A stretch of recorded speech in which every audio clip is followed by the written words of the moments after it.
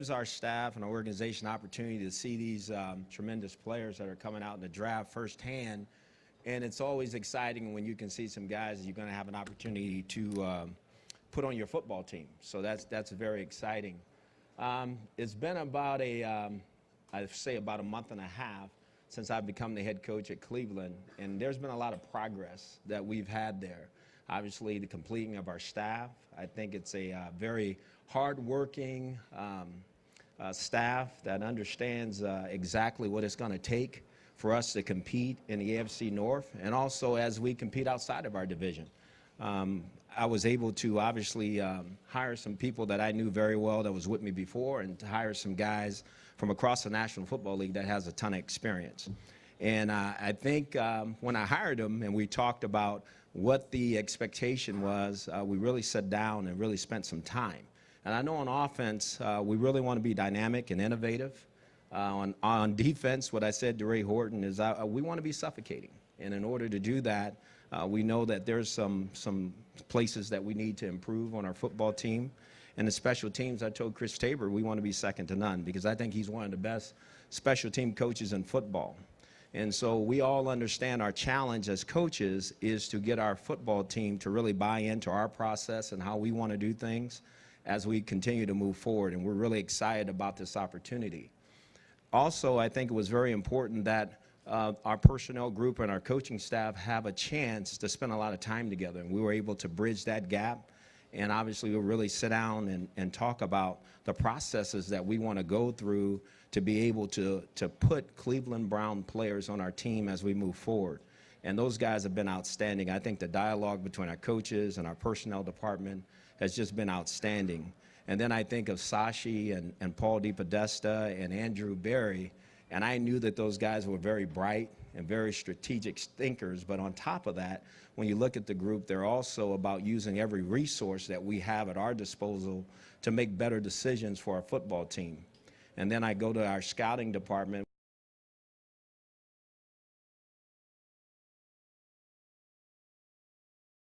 And you think through, we have some guys that have been in the National Football League a long time within our scouting department who have done it at a very high level. And I think what was really important is that they want input from our coaches. And I think that has really worked out extremely well, because we had to bridge all these gaps before we ever stepped foot here in Indy, because we want to make sure what kind of player that we're looking for as we start to move forward. And those guys have been outstanding. A lot of those guys are well-traveled. Like I said, they've been around the National Football League. So, again, it's another collaborative effort that we have in our building. And we're going to do everything we can to be innovative.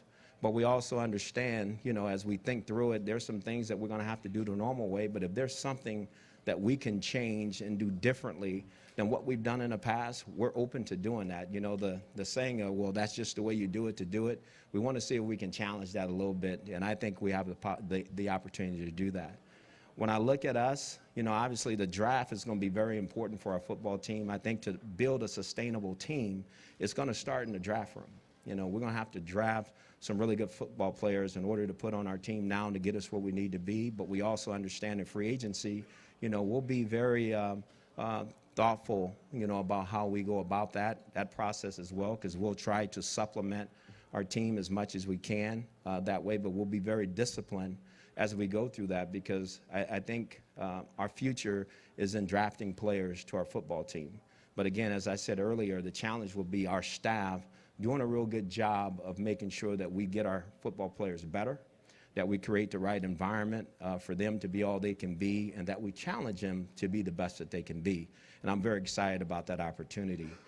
When I think of specifics of what we're looking for in players, and obviously I'm looking for high character guys. And I want guys that have high football character on this football team.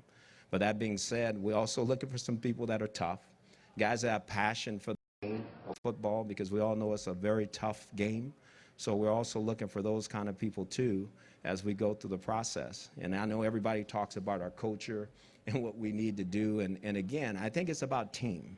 I think what I want our players to buy into is that we're going to be a football team that will be accountable to each other. And we all know accountability goes both ways. That on top of that, that we'll be a group that's hardworking, you know, that we'll have some grit, you know, that will be physically and mentally tough and be resilient. And I think if we go about it that way and we change the mindset of what we've been, then I think we have a chance to do something that's really special. Again, how fast that's going to happen, I don't have that blueprint, but I know one thing, no one's going to work harder at it than myself, our coaching staff, and the organization. And I think I have one of the best support systems ever. You know, when I talk about Jimmy and Dee,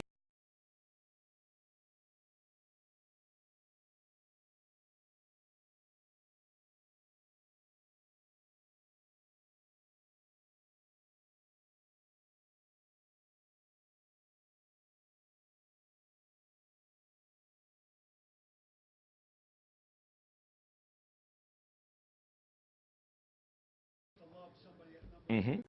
what will the concern level be that somebody else feels the same about him and works to get to number one, considering particularly they're not looking for food? Well, I think that's not, you know, all know how you stack your board. And what's going to be important is that you take the best player that's available, and how that all unfolds, you know, that's gonna show itself as we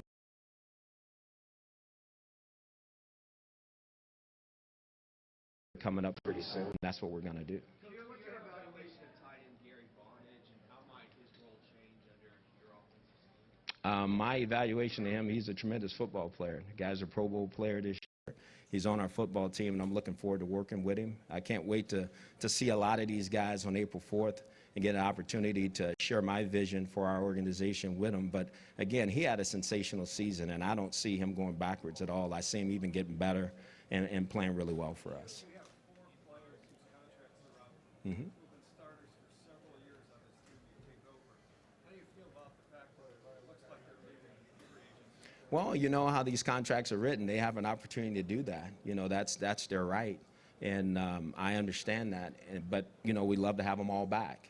But we also know it's got to be the right fit for us. And, you know, if for some reason they decide not to come back, it's going to open up another opportunity for someone to come in. And again, we have to build this football team the right way as we move forward. As I said earlier, we want to make sure that we have a sustainable football team, one that can be really good, not just this year, but for years to come. You know, there's no quick fixes in the National Football League. So how it all unfolds as we move forward is going to unfold. But I promise you this, we're going to put a football team out there that will compete and that will play hard. And I think that's what's important.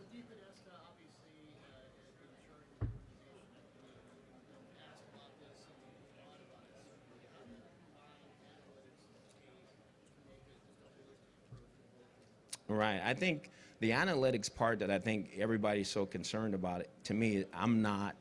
I think it's just another tool. It's another tool for us to use in order to make better football decisions as we move forward. It's not going to drive our organization. It's not going to be the only thing we do to make decisions. I think it's just another opportunity for us to use something that maybe thinks outside of the box to see if we can become better than what we've been in the past. And I think that's outstanding. And I think it's a great thought by our organization. When you talk about the free agency might leave, how important is it to keep guys who have already been here and shown they can play without creating extra holes on a roster that already has? Absolutely. I'd love to keep them all.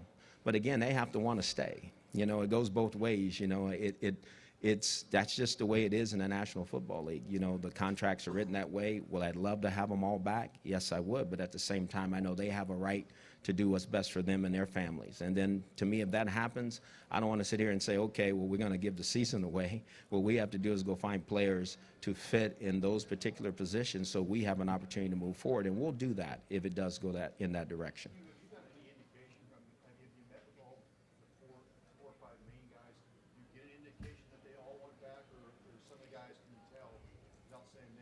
Right.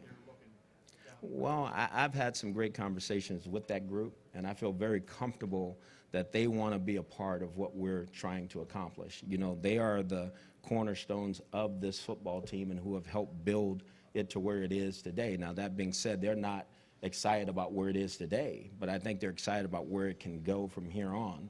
And I think that's the most important part. And I would love to have everybody that we draft from here on, that they stay and become a Cleveland Brown and be a Cleveland Brown. And I think that's important. But again, the way contracts are written, as you guys all know, players have an opportunity to kind of exercise their right to do what they want to do as well. You Johnny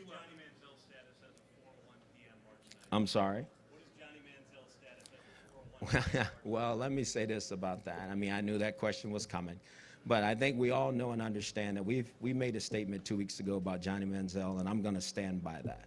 And I think his future on our team will be addressed here pretty soon. But let me say this. I think it's really important that obviously there were some people involved in the situation that happened. And I feel very bad about those things as they do happen. But I want to make sure we all understand that that behavior will not be tolerated as we move forward. And that's all I want to say about it. I want to leave it at that. Our organization is going to take a stand, and we're going to move on from those kind of situations as we move forward. Have the Browns received any notification on when the status of Josh Gordon will be? No, we have not. Will you welcome him back? Well, I think it's like any other player. I think I will go through the process of spending time with him and see if it's the right fit for us. You know, obviously he's a very talented individual, but at the same time, it's got to fit right for us as we move forward in this situation. Well, there's a lot of talented players out there, and I don't know if it's just that number 2. I know everybody thinks that's where we're heading at number 2. I think we're going to draft whoever we think is the best player, at number 2 for us. But at the same time, there are some tremendous players out there. I don't know. I mean, we'll continue to go through this process. I mean, today is Wednesday, and I'm just going to kind of go through this and meet them all, spend time with them all, and see where they all fit as we continue to make those decisions as we go forward. Oh, yes, it does. It does. Well, it matters because we play in a division where all of a sudden there's rain, there's snow, and it's different. And I think guys that have big hands can grip the ball better in those environmental situations. And so we'll look for a guy that fits what we're looking for at a quarterback. And is hand size important? Yes, it is. How different is it evaluating a small school guy like Carson Wentz who hasn't played maybe the same level of competition?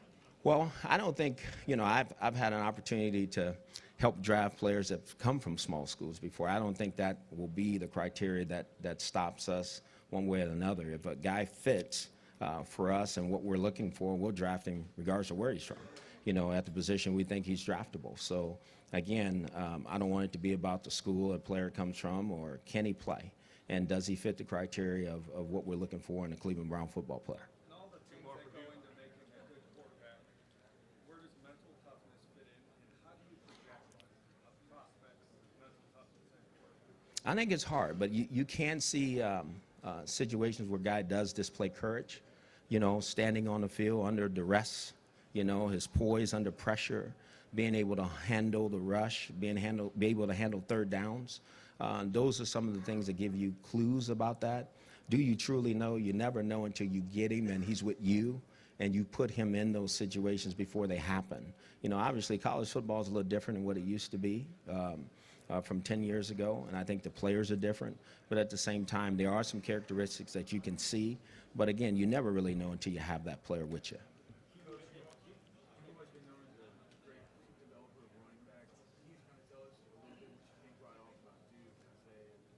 I'm really excited about those 2 young players. I mean, obviously, Duke Johnson was a draft pick a year ago who kind of burst on the scene, had a ton of catches, and made some unbelievable plays. So I'm looking forward to working with him. I think he's very talented. Isaiah Crowell obviously had a good year last year, and I think he has the characteristics of a back that can be a big-time runner, but he needs to do it very consistently and kind of the way we want it done. So I think he's up to the challenge, and talking to him, he's looking forward to coming and running the ball for us. And I think at the same time, again, those 2 young players you just mentioned have a bright future ahead of themselves.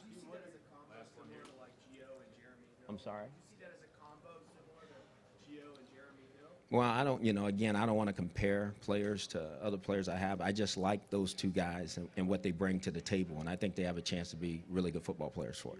What are your impressions of Jared Goff and Carson Wentz when you study them on film? I think they're good players, and we're going to get a chance to evaluate them up a little bit more closer this week and see where they are. But again, we all know those 2 names, and they're 2 really good players that are in this draft. And we're going to evaluate them just like we do every quarterback that's here. Thank you very much. All righty.